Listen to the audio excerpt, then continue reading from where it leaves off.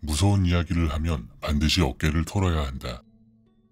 귀신이 자신의 이야기를 하는 것을 듣고 몸에 붙어 해를 입힐 수도 있다.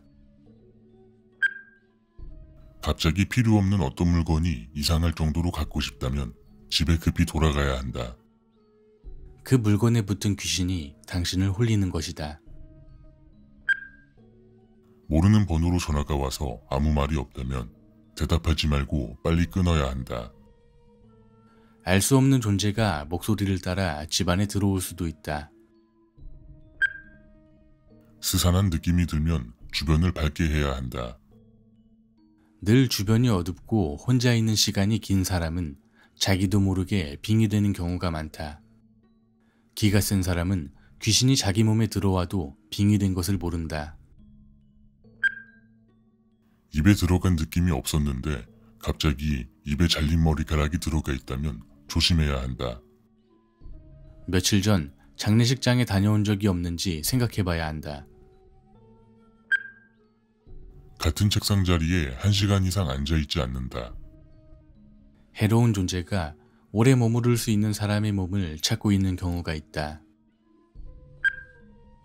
새벽에 TV에서 애국가가 끝나고 나오는 신호음을 오래 듣지 않아야 한다.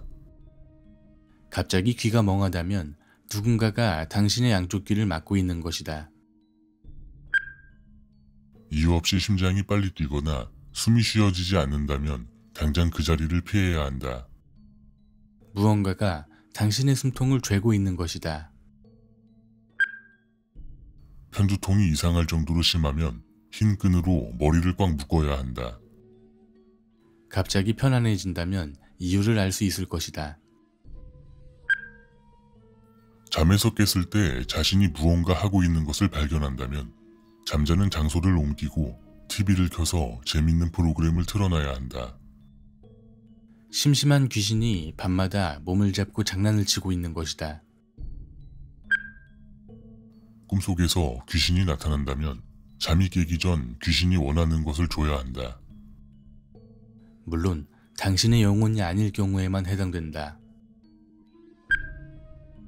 잘 때만큼은 덥고 습한 환경을 피해야 한다.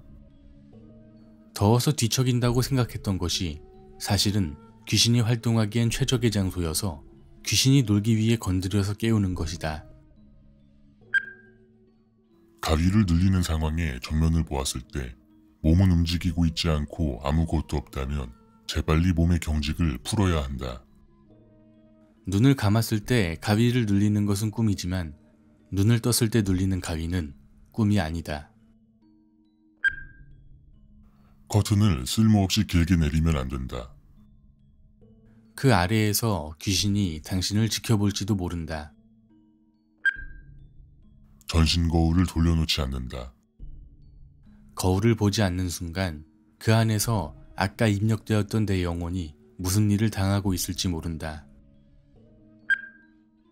알 수 없는 그림자가 옆으로 지나간다면 그것은 아직 정신이 붙어있는 영혼이니 그림자를 가까이 하면 안 된다. 한마디로 다시 살아날 수 있는 영혼이다. 그 영혼이 당신에게 빙이 될 수도 있다. 버려지거나 오래된 달마도는 집에 걸어놓지 않는다. 행운이 떨어져서 역으로 불행을 가져올 수도 있다. 피가 날 정도로 베인 상처가 생기면 받아 넣은 물은 멀리해야 한다.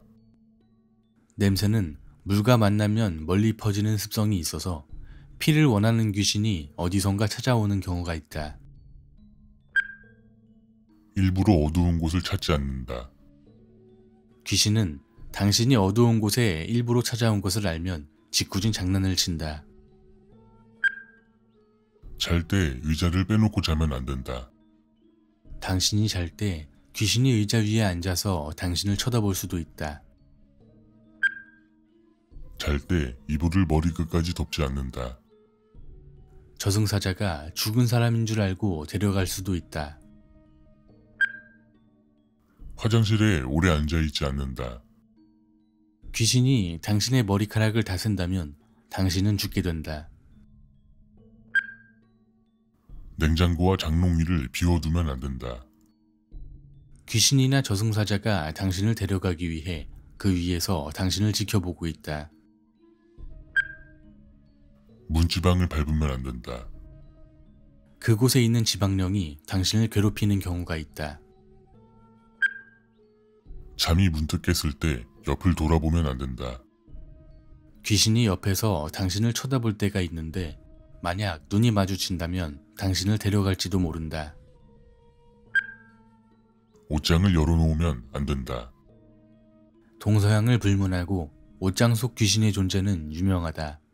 그들은 항상 당신을 데려가기 위해 기다리고 있다. 밤에 불을 끄고 천장에 내 모서리를 보면 안 된다. 귀신은 모서리를 좋아한다.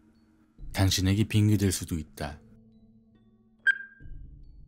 혼자 잘 때 베개를 옆에다 하나 더 두면 안 된다. 저승사자들은 비워져 있는 자리에 잠시 누워서 쉬었다 간다고 한다.